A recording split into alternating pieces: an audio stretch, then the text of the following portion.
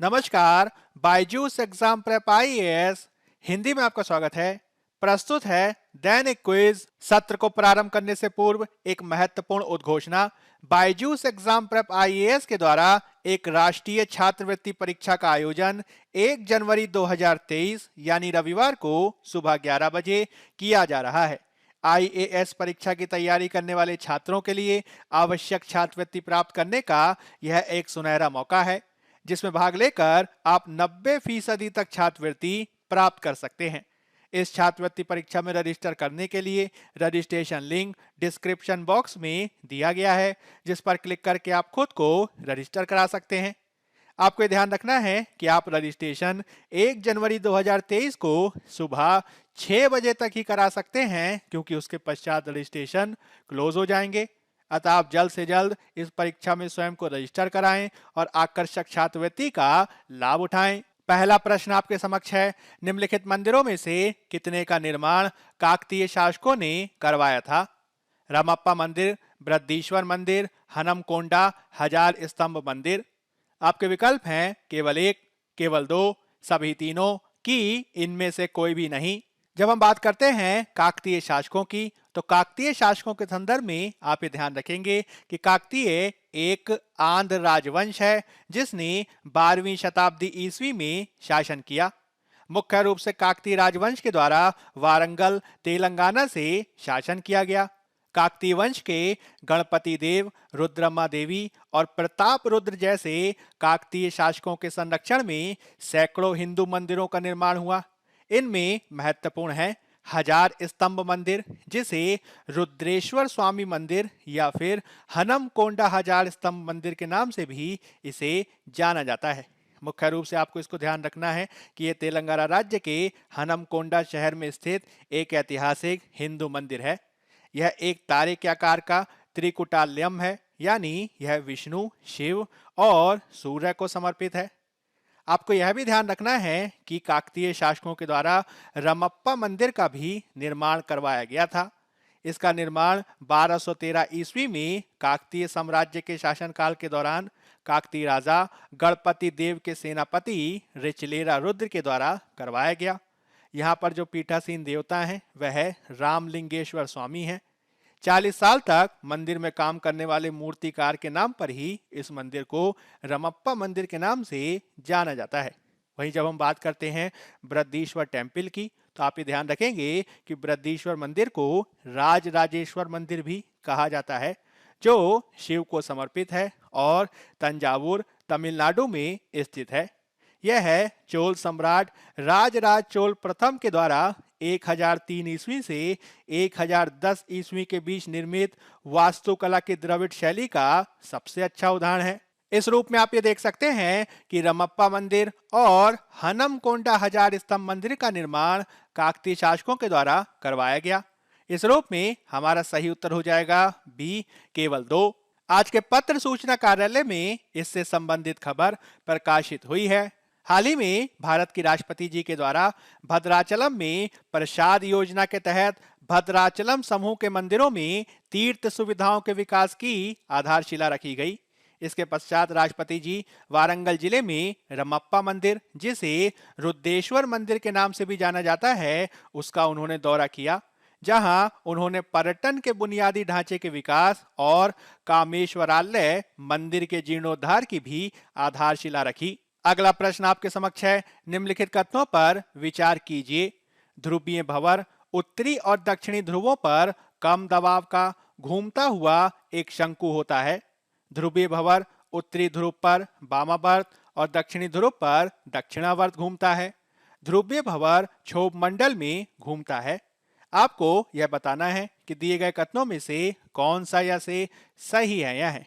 आपके विकल्प हैं केवल एक और दो, केवल दो और तीन, केवल तीन की एक, दो और तीन। ध्रुवीय भंवर के संदर्भ में आप ये ध्यान रखेंगे कि इसे पोलर वर्टेक्स के नाम से भी जाना जाता है, जो एक स्थिर ऊपरी स्तर का निम्न दबाव क्षेत्र है, जो उत्तरी ध्रुव पर वामावर्त और दक्षिणी ध्रुव पर दक्षिणावर्त घूमता है। यह है उत्तरी और दक्षिणी ध्रुवों पर कम दबाव का घूमता हुआ एक शंकु है, जो उत्तरी अमेरिका और यूरोप के ध्रुवीय क्षेत्रों के बीच तापमान में अंतर के चलते खुद को मजबूत रूप में प्रकट करता है। इससे संबंधित मौसम के पैटर्न तब विकसित होते हैं जब ध्रुवीय भंवर यानी पोलर वर्टेक्स समताप मंडल के ऊपर घूमता है, जो जमीन से लगभग 10 से 48 किलोमीटर ऊपर वायुमंडल की एक परत है। अपने सबसे मजबूत रूप में संचित हवा उत्तरी अमेरिका और यूरोप के ध्रुवीय क्षेत्रों में उतरती है, जिससे व्यापक प्रकार की ठंडी वातावरण देखा जाता है। इस रूप में आप ये देख सकते हैं कि ध्रुवीय भंवर के संदर्भ में पहला कथन सही है, दूसरा कथन सही है, हालांकि तीसरा कथन सही नहीं है। यानी हमारा सही उत्तर हो जाएगा ए। केवल 1 और 2 कथन सही हैं। आज के इंडियन एक्सप्रेस अखबार में इससे संबंधित खबर प्रकाशित हुई है।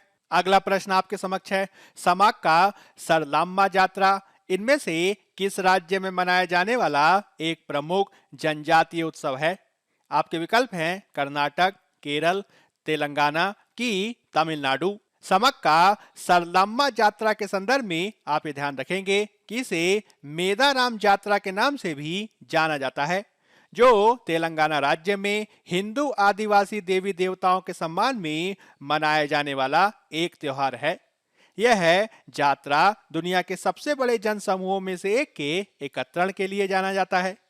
इसमें लोग प्रसाद के तौर पर बंगाराम यानी गुड़ को चढ़ाते हैं और ये यात्रा तेलंगाना के मेदाराम में शुरू होती है। इस यात्रा में कोया रीति रिवाजों और परंपराओं के अनुसार देवी देवताओं से संबंधित जो अनुष्ठान होते हैं वह पूरी तरीके से कोया जनजाति के पुजारियों के द्वारा संचालित किए जाते हैं। इस रूप में आप ये देख सकते हैं कि समाक का सरलम्मा यात्रा किस राज्य से संबंधित है, तो मुख्य रूप से हमारा सही उत्तर हो जाएगा सी, तेलंगाना। आज के द हिंदू में इससे संबंधित खबर प्रकाशित हुई है। अगला प्रश्न आपके समक्ष है, निम्नलिखित में से किस देश की सीमा कोसोवो से लगती है?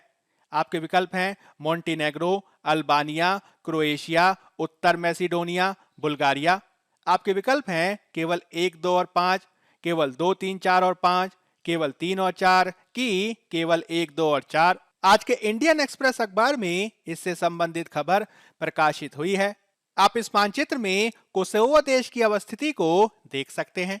आपको ये ध्यान रखना है कि कोसोवो, जिसे आधिकारिक तौर पर कोसोवो गणराज्य भी कहा जाता है, वह दक्षिण पूर्व यूरोप में आंशिक रूप से मान्यता प्राप्त एक राज्य है। यह बाल्कन के केंद्र में स्थित है। कोसोवो के संदर्भ में आप ये ध्यान रखेंगे कि इसने एक तरफा रूप में फरवरी 2008 में सर्बिया से अपनी स्वतंत्रता की घोषणा की और तब से संयुक्त राष्ट्र के 101 सदस्य राज्यों ने इसे एक संप्रभु राज्य के रूप में राजनयिक मान्यता प्रदान की है। यह उत्तर और पूर्व में सर्बिया से, दक्षिण पूर्व में नॉर्थ मैसिडोनिया से, दक्षिण पश्चिम में अल्बानिया से और पश्चिम में मोंटेनेग्रो से घिरा हुआ है। इसकी जो राजधानी और सबसे बड़ा शहर है वह है प्रिस्टीना। इस रूप में आप ये देख सकते हैं कि मोंटेनेग्रो, अल्बानिया और उत्तर मैसिडोनिया ऐसे देश हैं जिनकी सीमा कोसोवो से लगती है। इस रूप में हमारा सही उत्तर हो जाएगा डी, केवल 1, 2 और 4। अब हम यूपीएससी के द्वारा 2019 में पूछे गए प्रश्न को देख लेते हैं। निम्नलिखित में से किसने सुझाव दिया कि राज्यपाल को राज्य के बाहर का एक प्रतिष्ठित व्यक्ति होना चाहिए और गहन राजनीतिक संबंधों से अलग एक अलग व्यक्ति होना चाहिए, या हाल के दिनों में राजनीति में उसकी भागीदारी नहीं रही हो? आपके विकल्प हैं प्रथम प्रशासनिक सुधार आयोग, राजमन्नार समिति, सरकारिया आयोग की संविधान के कामकाज की समीक्षा हेतु राष्ट्रीय आयोग। राज्यपाल के संदर्भ में इन सिफारिशों के लिए आप ये ध्यान रखेंगे कि इस प्रकार की सिफारिशों को सरकारिया आयोग के द्वारा प्रदान किया गया था, यानी हमारा सही उत्तर हो जाएगा सी, सरकारिया आयोग। सरकारी आयोग के संदर्भ में आप ये ध्यान रखेंगे कि इसे प्रथम केंद्र राज्य संबंध आयोग भी कहा जाता है। सरकारी आयोग ने राज्यों में राज्यपाल की स्वतंत्रता और तटस्थ भूमिका के लिए आवाज को उठाया। इस पृष्ठभूमि में इसने सिफारिश की कि राज्यपाल की नियुक्ति लोकतांत्रिक होनी चाहिए, जो राज्यपाल कार्यकाल के निष्पक्ष कार्यकाल को बढ़ावा देगी। इसके तहत सरकारी आयोग के द्वारा राज्यपाल की नियुक्ति पर अनेक सिफारिशें की गईं, जैसे कि राज्यपाल को एक प्रतिष्ठित व्यक्ति होना चाहिए, राज्यपाल राज्य के बाहर का व्यक्ति होना चाहिए। राज्यपाल की नियुक्ति से कम राज्यपाल ने कुछ समय के लिए सक्रिय राजनीति में भाग नहीं लिया हो। वह एक पृथक व्यक्ति होना चाहिए और राज्य की स्थानीय राजनीति में बहुत अधिक घनिष्ठ रूप से जुड़ा ना हो। राज्यपाल को राज्य के मुख्यमंत्री, भारत के उपराष्ट्रपति और लोकसभा के अध्यक्ष से परामर्श लेकर नियुक्त किया जाना चाहिए। राज्यपाल को उनके कार्यकाल की गारंटी दी जानी चाहिए और इसमें बाधा नहीं डाली जानी चाहिए। इसके अलावा अपना पद छोड़ने के बाद राज्यपाल के रूप में नियुक्त व्यक्ति राज्य या संघ राज्य सरकार के तहत किसी अन्य लाभ के पद के लिए पात्र नहीं होंगे, सिवाय राज्यपाल के दूसरे कार्यकाल के लिए या फिर भारत के उपराष्ट्रपति, राष्ट्रपति के रूप में चुनाव के लिए। इसके अलावा राज्यपाल को कार्यकाल के अंत में सेवानिवृत्ति के पश्चात उचित लाभ भी प्रदान किया जाना चाहिए। यानी सारे के सारे जो सिफारिशें हैं वो किससे संबंधित हैं?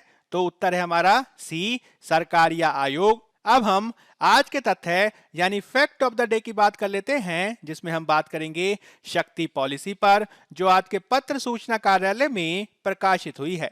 हाल ही में कोयला मंत्रालय के द्वारा अपनी वर्षांत समीक्षा 2022 को जारी किया गया है। इसके तहत इस बात पर बल दिया गया है कि किस प्रकार इस वर्ष 780 मिलियन टन का रिकॉर्ड कोयला उत्पादन हासिल किया गया। साथ ही वाणिज्यिक नीलामी के तहत अब तक 64 कोयला खदानों की नीलामी की जा चुकी है। कोयला मंत्रालय के द्वारा ताप विद्युत संयंत्रों और अन्य क्षेत्रों को पर्याप्त कोयले की आपूर्ति भी सुनिश्चित की गई है, जिसमें आपको शक्ति पॉलिसी या शक्ति नीति के बारे में जानना महत्वपूर्ण है। आपको ध्यान रखना है कि ऊर्जा मंत्रालय के द्वारा 2017 में एक कोयला लिंकेज नीति को स्वीकृति प्रदान की गई, जिसे शक्ति पॉलिसी के नाम से जाना जाता है। शक्ति का मतलब है scheme to harness and allocate koyla transparency in India, यानी शक्ति। इसमें यह नीति उन बिजली संयंत्रों को कोयला की लिंकेज प्रदान करती है जिन्हें कोयले की नीलामी के माध्यम से ईंधन आपूर्ति प्राप्त नहीं होती। यदि हम इस पॉलिसी के उद्देश्यों को समझने का प्रयास करें तो शक्ति पॉलिसी का उद्देश्य भारत में सभी थर्मल पावर प्लांटों को कोयले की उपलब्धता सुनिश्चित करना है, जो पारदर्शी और उद्देश्यपूर्ण हो। यह योजना न केवल बुनियादी ढांचा क्षेत्र के विकास के लिए कार्य करने का प्रयास करती है, बल्कि सार्वजनिक क्षेत्रों के बैंकों के लिए भी फायदेमंद है, क्योंकि बैंकों का बिजली कंपनियों के पास भारी ऋण बकाया है।